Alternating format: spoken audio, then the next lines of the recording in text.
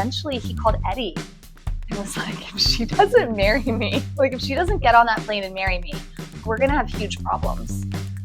And so Eddie helped me find you. That's it. Yes. Like, I totally forgot. Yeah, no, you're correct. I feel like it can't be easier.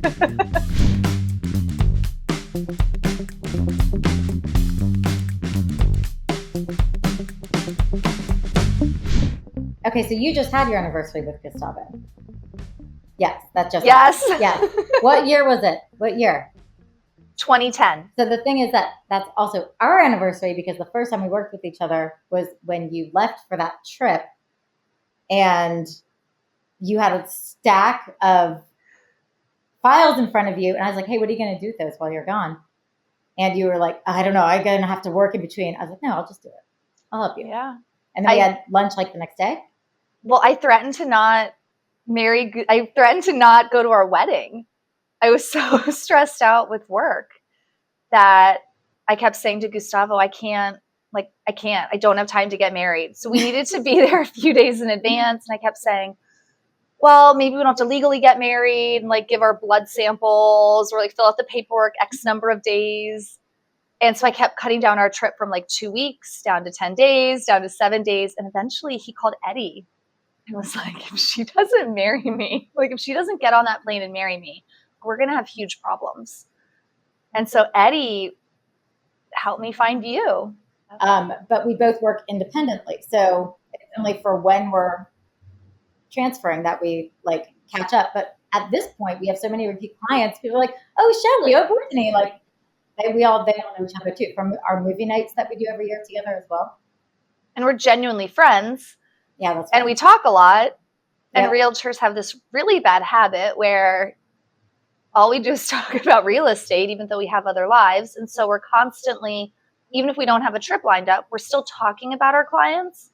So we just to me, I feel as though on any given day, I could step in and fill in for you. I just feel like I constantly know like who you're working with, who your buyers are, because we'll call each other from the road. And you'll say, I'm driving out to Manassas. What are you doing in Manassas? Oh, I'm showing so-and-so this client. I remember that name.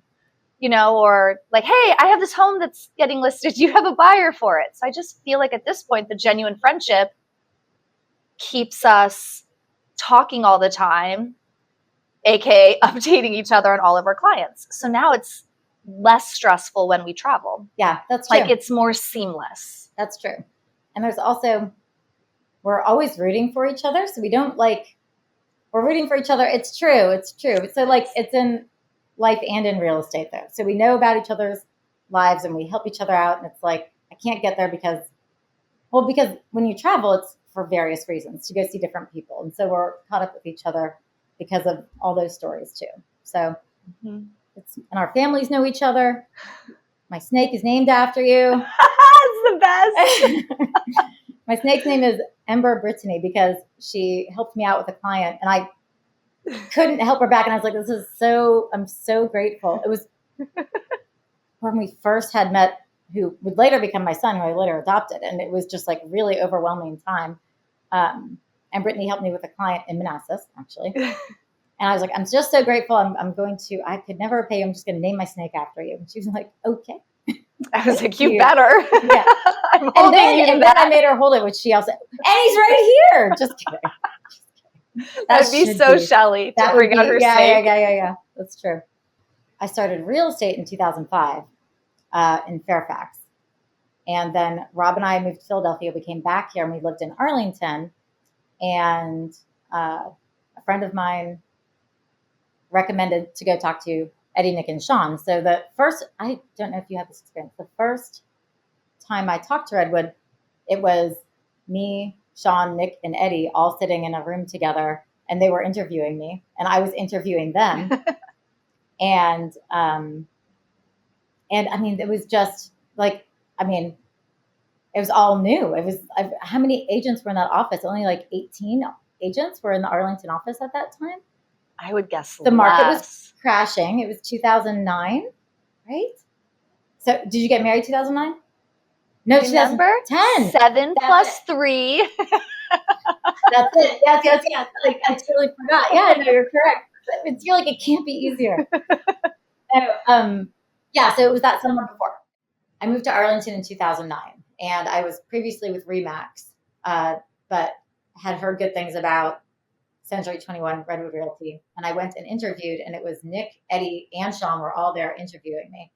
And I was interviewing them too. And I switched in a day, and I didn't even I just told Rob, I did not even go over it with him and check. But so I joined that group, and it was a bunch of us. The market was tanking, and it was a really young office. I think we were all in our 20s, and they were in their 30s, right? So there was so much energy, and everybody was so excited to get their real estate careers started. So the rest of the world was deflating, and this company was inflating right then. So it was a really neat momentum to be a part of. And you started the same year, right? I did. I was September 15th, 2009 was my first day at Redwood. I don't know what month I was in. I would have to look it up. You want to know how awkward it was when I started? I had no idea what I was doing. And Nick and Eddie were still selling real estate back then. So they were so busy. They were as busy as you and I are now. And then imagine trying to run an office, and they had wives, and each of them had one wife, to be clear, and children. But I would go to the office, and I had no idea what I was doing. So I would go in there, but they were always so busy and on the phone that I would be afraid to bother them. So I would just go to that back room, and they always had a canister of pretzels filled with peanut butter. Do you remember that? Yeah. I didn't even like pretzels or peanut butter back then, for the record, but I didn't know what to do. So I would just eat them out of house and home, of these pretzels with peanut butter. And then I would summon the courage. It took because I'm so shy naturally. I would be knock, knock, knock, knock, on Eddie's door, the glass door. What am I supposed to do? And they were just so busy. Go sell a house. And then I remember one time, I went back and I was like, oh yeah, okay. That was the answer. And I remember waiting hours, because enough time passed where I wouldn't be too annoying to them. And so I went back out there, and I remember it was Nick. And I was like, okay, so Eddie just told me that I have to try and sell a house. And he was like, yeah. So then I go, okay, but how do I do that? And I will never forget as long as I live. He goes, just, Nick, with his cool, Matthew McConaughey, vibes. He goes, you got to get someone to trust you, man. Maybe he didn't say man, but he was like, you got to get someone to trust you. You got to get someone to trust you. And I've never forgotten it, because it's so true. But it was also not solving the problem of how am I going to ever make a paycheck and survive? But I remember I went back into the back room again for the rest of the day and just sat there okay, I got this. Okay. Step 1, I was in my notebook, step 1, sell a house. Step 2, get someone to trust you. Really? Yeah, it was so bad. Where is the notebook? Oh, I save everything. I'm sure I have it. Would that be funny? Yes, you should frame it. It sounds amazing. So that's how I started. I was so clueless. I bet you came in, because it sounds like you had been at Remax, you knew what you were doing. I was just a bump on a log in that back room. So I had been an agent before I started with Redwood, but it was only part-time, because I was doing my government contracting gig too, right? You always forget, but I was. For a little while, I had a corporate identity. And I was doing open houses just to try to get some traction in Arlington. And I held an open house for Nick, because he was selling houses in Colonial Village. And I met someone at the open house, and they wanted to write an offer. So they let me write I said, I'm not a listing agent, but I can write an offer with you. And we did. And he had 3 offers on the property. And of course he was, rooting for me, but it has to be the best offer. And he was reading through it, and and I did a nuance with the appraisal, basically saying that they would appraisal gap. I did an appraisal gap guarantee in 2009. You were so ahead of your So ahead of time. the I game. want the whole audience to So know. ahead of the game. And Nick was flipping through my contract in front of me, and he stopped and he was like, "How many times have you done this?" I was like, "I don't know, 3." And he was like, "Okay." And we did win that contract, so that was neat. It was by chance, but it was one of my first impressions and one of their first impressions of me too. So that was fun. That's so good. You knocked their socks off. Like, they were really impressed. Like, appraisal guarantee, maybe this will catch on. Remember when we were doing, like, yeah, we were. And then we got married the next year, so we'd known each other. But that when you went on your wedding trip, that was the first time that we worked together. Yes. And Eddie used to do the sales meetings himself, and we would trade back and forth for our trips, and we'd completely trade our files.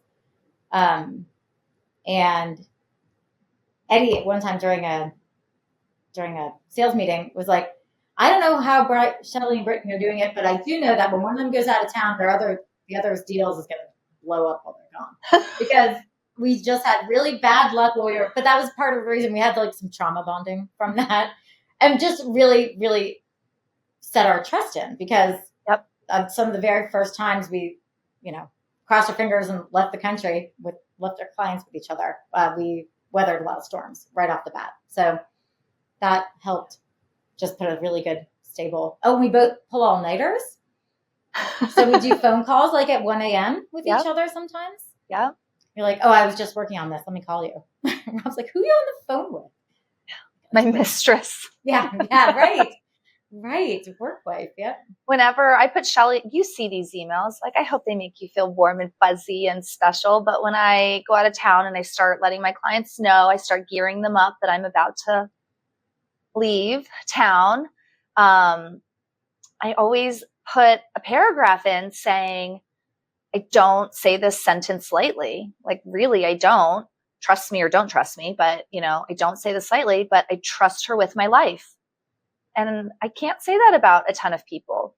And I do. So I know that if I go out of town and a deal totally blows up and combusts, I know that it's not your fault. Like, I know that you have tried your absolute hardest to save that deal. Like, there's just so much inherent trust that you are treating my clients the way you would treat yours.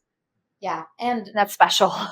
Yeah. And I think another thing that we both aren't afraid of getting dirty. We're not we're both hard workers. We're both curious. Old school. We're old school, and we're curious about the job as well. So if something went wrong, I would have exhausted all the options, right?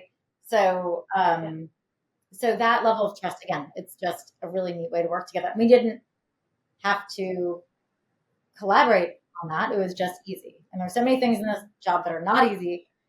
And having that be easy and being able to know that you can go out of town and have a vacation is awesome. You're so good for my personality too, because I am definitely look at every needle in the forest and stress over every pine needle. And you are very much like, I see the forest through the trees. And one thing that I always carry with me is when something was blowing up, I don't remember which one, but I remember telling you about it. And you were kind of like, you're not like smiling, like, and I remember you said, "Oh, this just goes on your Girl Scout sash." I was like, "I beg your pardon." What? I was not a Girl Scout, so it was very confusing to me. And you were like, anytime something goes really crazy or really wrong, like, there's a lesson to be learned, and we're going to troubleshoot our way through it. And then at the end, when we figure it out, because these things always have a solution, maybe they're not the prettiest box tied with the prettiest bow at the end, but we got to the end, we got the solution, we got there, we figured it out. You're like, that's a badge. And you put that badge on your Girl Scout sash. And it's really cool, because now, having done this job for me, it'll be 20 years in September. I'm like, woo, I need a second sash. Yeah, and you're the same way, but it's cool because some of our badges overlap. Yeah, we will call each other and bounce ideas off of each other for sure, or just stories. And one of the things that I always say is, not with Brittany especially, but also other agents, is it's nice we're not on sale. I can be like, I totally screwed up this phone call, or what would you do in this situation? And you can't say that with everybody all the time. So, or just some of the wins or the losses are just, they're intricate and people wouldn't understand. So that's what I was going to say. I was going to say, this job can beat you up and beat you down, and it can feel really lonely. And you are such a safe space. Oh my gosh, I feel like we should be on Match.com or something. But you're such a safe space for me. You know, like any realtor, I feel like I need to roll my eyes so exaggeratedly. Like any realtor who says they've never lost a listing appointment, you know, like it happens. It happens to all of us. Like there is real rejection that happens, and it's sad and lonely and infuriating and frustrating. And I just love that I can call you and be my real authentic self and say, this happened and it sucks and my feelings are hurt. You know, like, oh, I thought my friend would use me and my friend isn't using me. You know, like these things that you can't go tell your friend off. I mean, maybe you could, but probably really down a friend then. Maybe you were down a friend already when they didn't use you, if we're talking really honestly. But, you know, you're a safe landing space for me when something goes wrong. Because when you do this as long as we do it, and when you sell as many homes as we sell, people tend to see all the smiles and all the happiness and all the wins. But there's a lot of genuine heartbreak and heartache and losses. And I don't want to say it, this is not going to come out right. But it's comforting to know that you're not the only one. So like, if you lose something, I'm never like, oh, yay. You know, like, I'm so happy that happened to her. It's never like that. But it does make it feel more real. Like, I'm not the only one. It makes it less lonely. And there's comfort in that. I love you, work wife. I love you more. Will you be my work wife forever? Yeah, that's already. I don't know what else. Do I need to buy you jewelry? I mean, sure. That's not going to hurt.